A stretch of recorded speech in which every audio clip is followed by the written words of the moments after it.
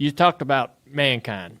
This is a guy, from our vantage point, that sacrificed himself more than anybody. Were all wrestlers like that, or was he just someone special? I think he knew that was going to be his. He had to.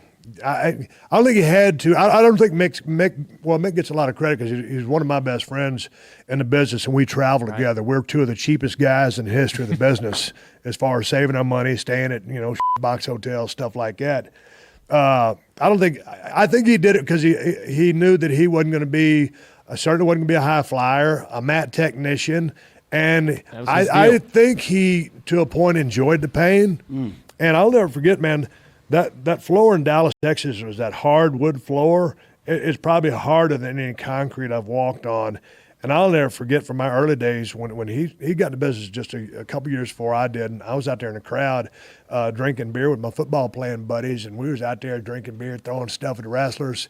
And he'd drop that elbow from the apron onto that floor and or get suplexed out on that cement and just You know that when the Undertaker threw him off that cage into the Hell in a Cell in that announce desk, I think he did it because it was a means to an end and it was a style that worked for him. And so a lot of people didn't think – Mick Foley's one of the smartest guys in the business. That's what they said. And I think that was his calling card to answer your question. That's awesome. Hey, when did the beer bashing start? And because that became so iconic, just the imagery of that, it was part of your identity in a big way. When did that start, and how did you keep that going? Was it even that hard to? I can't remember exactly when we started it, and I didn't invent it. Sandman was doing his version of it in ECW, and when I did it, I wasn't saying, hey, the Sandman did this, I'm going to copy it. It organically happened. I don't know if I grabbed a couple of beers out of the audience or I just figured, hey, man, you like to drink beer so much. Because we'd have that cooler full of beer underneath that announce table, or Mark Eaton used to throw me those beers. But, Sandman would crush them off his head. I would just clack them together like that.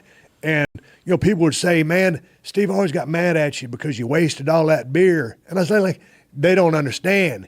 You ain't in show business. You don't get it. Half goes in, that's for me. Half goes on, that's for everybody else. It's a win-win situation. Yeah. You got to have some showmanship to it. What if I'd have clacked 2 beers together and just sipped them? I wouldn't have been worth the flying Yeah. Plus, you wouldn't have had the beer on the petri dish that was called the mat that you. I would kind of sanitize it. Yeah, you can. I used to tell people, Dale, by the time I got finished, I was so beat to shreds, I told people, hell, I was drinking for a living and wrestling on the side. Yeah. Do you still drink beer?